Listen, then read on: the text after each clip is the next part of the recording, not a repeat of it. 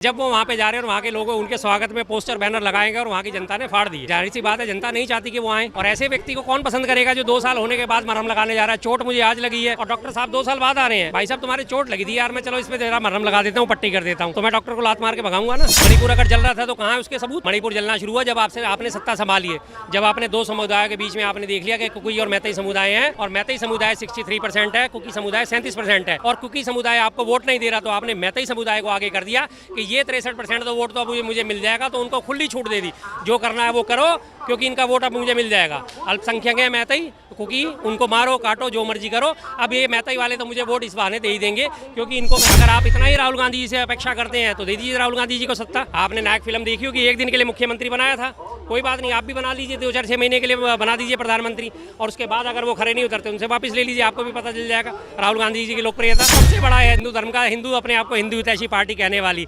हिंदू हितैषी होने का सिरमौर अपने आप को कहने वाले हमारे प्रधानमंत्री मोदी जी द्वारा ये सबसे बड़ा मजाक हिंदू धर्म का उड़ाया जा रहा है। हमारे हिंदू धर्म में किसी भी शास्त्र में, किसी भी पुराण में, किसी भी भगवद गीता में या कहीं भी किसी भी ग्रंथ में ये नहीं लिखा हुआ कि जिस व्यक्ति का पिंडदान एक बार हो चुका है उसका दोबारा से पिंडदान करा जाए, ऐसा बिल्कुल भी नहीं है। हमारे यहाँ श्राद्ध होते हैं, अब श्राद्ध पक्षी चल रहे हैं इन दिनों, हम श्राद्ध उनका करते हैं जिनका हमने पिंडदान नहीं करा होता, लेकिन जिसका हमने जब पिंडदान कर दिया उसके बाद उनका श्राद्ध भी नहीं होता, और एक बार पिंडदान होने के बाद दोबारा पिंडदान भी नहीं करा जाता। जब ये इसमें कुकी और मैतेई समुदाय के बीच में वैमनस्य हुआ था तभी आपको उसे रोकना चाहिए था, तभी आपको उस पर ध्यान देना चाहिए था। इतने लोगों जान ना जाती, इतने लोगों की आगजनी में संपत्ति ना राख होती, इतने लोगों को विस्थापन ना झेलना पड़ता, तो तभी आपको ये फायदा देखना चाहिए।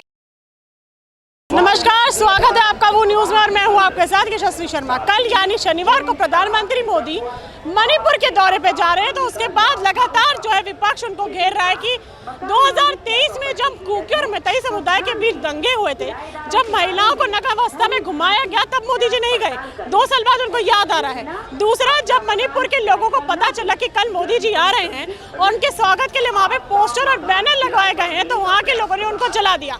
अब सवाल ये है कि क्या उनका कल जाना सफल रहेगा? तो अब इसके ऊपर खास बातचीत करने के लिए हमारे साथ शर्मा जी मौजूद हैं, उनसे बात करते हैं कि उनकी क्या विचारधारा है इस पे लेकर। कल वो जा रहे हैं, उस पर क्या सोच रहे हैं? देखिए, आपने खुद ही सवाल का जवाब दे दिया मेरे से देने से पहले कि जब वो वहाँ पे जा रहे हैं और वहाँ के लोग उनके स्वागत में पोस्टर बैनर लगाएंगे और वहाँ की जनता ने फाड़ दिए। जाहिर सी बात है, जनता नहीं चाहती कि वो आएँ।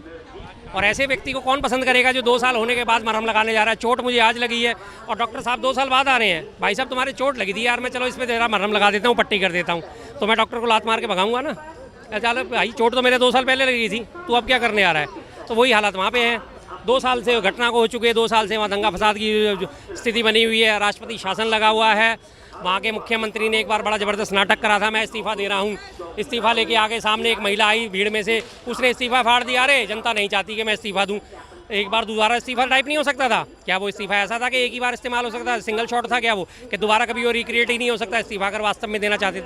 तो जाहिर सी बात है, नौटंकी से सारी जनता ऊब चुकी है। और अब 2 साल बाद मोदी जी को इस बात के लिए मणिपुर याद आ रहा है क्योंकि बिहार चुनाव सिर पे हैं। अब जब बिहार चुनावों में जाएंगे, वोट मांगने जाएंगे, जब वहाँ के लोग उनसे पूछेंगे, सवाल करेंगे, आपको अपनी माँ की गरिमा की तो याद आ गई, लेकिन जो मणिपुर में हमारी बहन बेटी को निर्वस्त करा गया था उसके बारे में आपका क्या कहना है? तो इसके लिए पहले से पहले जा रहे, देखो मैं मणिपुर होके आया था, मैंने मणिपुर से मुलाकात करके आया हूँ। और मणिपुर की है कितने की? 3 घंटे की। 3 घंटे की प्रस्तावित यात्रा है। 3 घंटे में वो क्या करेंगे? वो कबड्डी जाके बस छू के और वापस, ये होगा। इससे क्या होगा? 3 घंटे की वहाँ पे लोगों से वही मुलाकात, कम से कम 1 या 2 दिन बिताते, वहाँ के जो समुदाय के लीडर्स हैं उनसे मिलते, भाई उनकी समस्याएं सुनते, उन बहन बेटियों से मिलते जिनकी निर्वस्त परेड कराई गई थी। लेकिन नहीं, चुनावी फायदा हर चीज़ में देखना है, चुनाव 24 घंटे चुनाव। मोदी जी एक राशि जो है वो भी मणिपुर के विकास के लिए वहाँ पे शिलान्यास करने वाले हैं, देने वाले हैं, तो आपको लगता नहीं क्या ये अच्छी चीज़ों से मणिपुर का विकास होगा? प्रधानमंत्रियों के वो सोच रहे हैं। बिल्कुल 2 साल बाद सोचा, बहुत जल्दी सोच लिया, बहुत जल्दी। इतनी जल्दी नहीं सोचना चाहिए था, थोड़ा सा भी टाइम और लगाना चाहिए था। अभी वो विकास के लिए राशि दे रहे हैं, यही विकास की राशि 2 साल पहले कौन रोक रहा था आपको? किसने आपके हाथ बांधे थे? भाई मैंने कहा ना कि जिस दिन भूख मुझे अभी लगी है तो रोटी मुझे अभी चाहिए ना। 2 साल बाद मुझे रोटी दोगे तो मैं थोड़ी रहूँगा, मेरा तो कंकाल पड़ा होगा क्योंकि मैं भूखा मर चुका हूँ। फिर मेरे कंकाल के मुंह में जितनी मर्जी रोटी ठूस दो, उसका क्या फ़ायदा होगा? तो वही चीज़, आज हालात वहाँ पैदा हो चुके हैं, हालात वहाँ के बिगड़ चुके हैं। तमाम सारे समुदायों में आपस में वैमनस्यता इतनी ज़्यादा बढ़ चुकी है, एक दूसरे को देख के राजी नहीं है। वहाँ के जो लोकल पुलिस वाले हैं वो सेफ़ नहीं है, आर्मी के अफसर हैं वहाँ पे वो सेफ़ नहीं है। याद होगा आपको पिछली बार ASP के कमांडो को जो है उसका अपहरण करके, ASP का जो वहाँ के उग्रवादी थे ASP का ही अपहरण करके ले गए थे। तो इससे बड़ी और क्या दिक्कत होगी? जब कम्बिंग ऑपरेशन चलाया जाता है, घरों के AK-47 और AK-56 मिल रही हैं, बम मिल रहे हैं, जिलेटिन की छड़ें मिल रही हैं, जब हालात इतने बिगड़ चुके अब जाके कह रहे हैं हाँ मैं अभी इसे ठीक करूँगा, तो ऐसा नहीं होता। भाजपा का कहना है कि जो मणिपुर इतने सालों से जल रहा था वो मोदी जी की देन है कि वो शांत है, उसके ऊपर क्या कहेंगे? मोदी जी की देन है कि वो शांत है। कमाल है भाई, सारे की सारी जो झगड़े फसाद हुए मणिपुर में पिछले 2 साल में हुए हैं, महिलाओं की निर्वस्त्र परेड पिछले 2 साल में हुई है, तब ये मोदी जी का शासन नहीं था। ये भाजपा वाले अंधे ही हो गए हैं क्या? बिल्कुल आंखों की रोशनी चली गई क्या इनकी? इन्हें कुछ दिखता नहीं है अभी इन्हें कौन जगह कहाँ क्या हो रहा है, या इतनी बेशर्मी की पराकाष्ठा इनकी हो गई है कि जहाँ जो चीज़ दिख रही है उसे भी इग्नोर करना है कि नहीं, कुछ हुआ ही नहीं है। कि जो मणिपुर इतने सालों से जल रहा था, तो बताइए ना पुराने टाइम के दिखाइए, मणिपुर अगर जल रहा था तो कहाँ है उसके सबूत?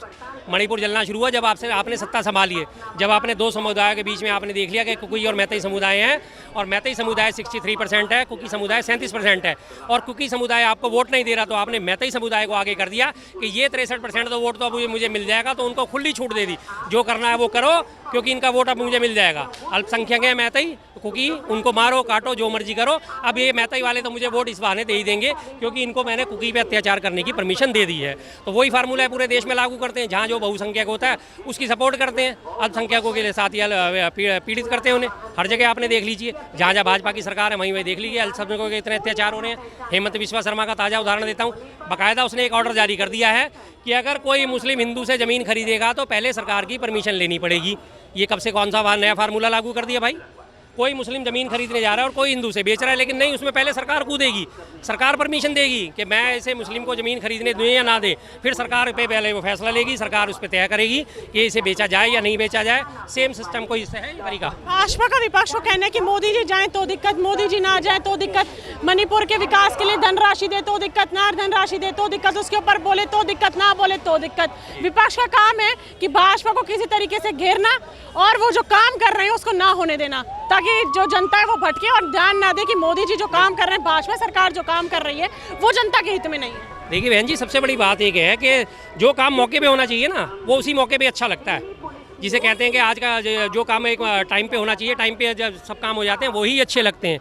एक 60 साल का 70 साल का बूढ़ा घोड़ी चढ़ के अपनी बारात लेके जाएगा तो लोग उसे क्या कहेंगे? देखो देखो क्या हो रहा है ये। अगर कोई इस तरह से कोई महिला, कोई ज़्यादा एज महिला है और वो जाके 16 श्रृंगार करके 70 साल की जो महिला है, अगर वो कहती है तो लोग अक्सर उसके लिए क्या सवाल उठाते हैं?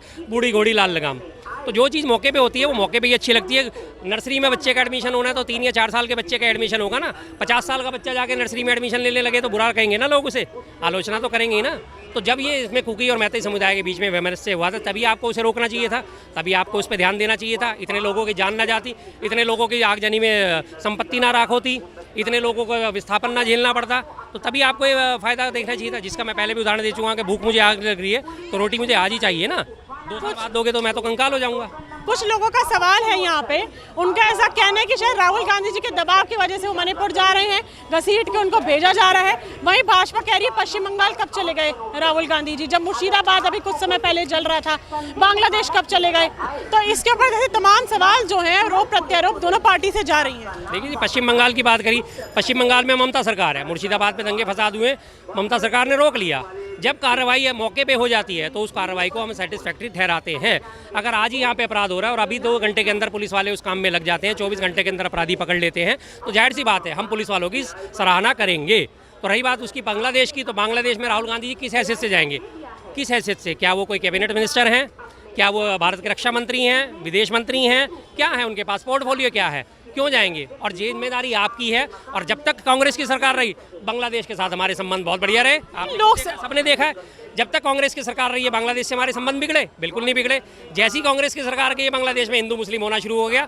और एक तरफ आप कहते हैं, रोज रोज इसी बात को कहते हैं, बांग्लादेश से घुसपैठी आ रहे, बांग्लादेश से घुसपैठी आ रहे, और बांग्लादेश की सबसे बड़ी घुसपैठी है शेख हसीना को आपने अपनी यहाँ शरण दे रखी है। राहुल गांधी विपक्ष के बहुत बड़े नेता हैं, तो उनका भी एक काफ़ी जो हमारी भारत की जनता इम्पैक्ट पड़ता है, काफ़ी लोग इन्फ्लुएंस होते हैं, तो उनका भी फर्ज बनता है ना कि किसी राज्य में किसी भी तरीके की हिंसा या कुछ भी गलत हो रहा है तो वो जाएं और वहाँ विजिट करें। बिल्कुल जाते हैं, आप देखिए हर जगह जाते हैं, हर जगह के लिए उनका ट्वीट आता है, हर जगह के लिए उनके बयान आते हैं कि यहाँ जो हुआ गलत हो रहा है, इस पर काबू करना चाहिए। ऐसा नहीं है, वो तो हर चीज़ पे नज़र रखते हैं, लेकिन जिनकी मुख्य जिम्मेदारी है, अगर आप इतना ही राहुल गांधी जी से अपेक्षा करते हैं तो दे दीजिए राहुल गांधी जी को सत्ता। आपने नायक फिल्म देखी होगी, एक दिन के लिए मुख्यमंत्री बनाया था, कोई बात नहीं, आप भी बना लीजिए 2-4-6 महीने के लिए बना दीजिए प्रधानमंत्री, और उसके बाद अगर वो खड़े नहीं उतरते उनसे वापस ले लीजिए, आपको भी पता चल जाएगा राहुल गांधी जी की लोकप्रियता। पिंडदान का शब्द भी आपने सुना होगा, क्या कहना है उस पे? देखिए, सबसे बड़ा है हिंदू धर्म का, हिंदू अपने आप को हिंदू हितैषी पार्टी कहने वाली, हिंदू हितैषी होने का सिरमौर अपने आप को कहने वाले हमारे प्रधानमंत्री मोदी जी द्वारा ये सबसे बड़ा मजाक हिंदू धर्म का उड़ाया जा रहा है। हमारे हिंदू धर्म में किसी भी शास्त्र में, किसी भी पुराण में, किसी भी भगवद गीता में या कहीं भी किसी भी ग्रंथ में ये नहीं लिखा हुआ कि जिस व्यक्ति का पिंडदान एक बार हो चुका है उसका दोबारा से पिंडदान करा जाए, ऐसा बिल्कुल भी नहीं है। हमारे यहाँ श्राद्ध होते हैं, अब श्राद्ध पक्षी चल रहे हैं इन दिनों, हम श्राद्ध उनका करते हैं जिनका हमने पिंडदान नहीं करा होता, लेकिन जिसका हमने जब पिंडदान कर दिया उसके बाद उनका श्राद्ध भी नहीं होता, और एक बार पिंडदान होने के बाद दोबारा पिंडदान भी नहीं करा जाता। कल सफल रहेगा प्रधानमंत्री मोदी जी का जाना वहाँ पे? क्या जनता विरोध करेगी या फिर उनको बहुत खुशी के साथ स्वागत करेगी, उनका माला पहनाएगी? देखिए जी, दो तरीके से इसका देखेंगे। जो सरकारी मीडिया है, सरकारी भोपू हैं, वो तो कहेंगे वाह मोदी जी, वाह मोदी जी, वाह मोदी जी, वाह, लेकिन हकीकत जो होगी वो सोशल मीडिया पे ही आएगी। सोशल मीडिया पे आप देख लीजिएगा, आपको पता चल जाएगा कि सोशल मीडिया पे क्या उनकी वीडियोस निकल के आती है, कितना उनका विरोध होता है। लेकिन सरकारी भोपू, तमाम सरकारी चैनल सारे के सारे मोदी जी वाह वाह, मोदी जी वाह वाह, मोदी जी वाह वाह, मोदी जी वाह वाह करने में सुबह से ही मोदी नामा पढ़ने में लग जाएंगे। चलिए, इसके ऊपर आपकी क्या राय है मुझे कमेंट बॉक्स में जरूर बताइए। तब तक के लिए बने रहिए वो न्यूज़ के साथ। मैं यशस्वी शर्मा, धन्यवाद।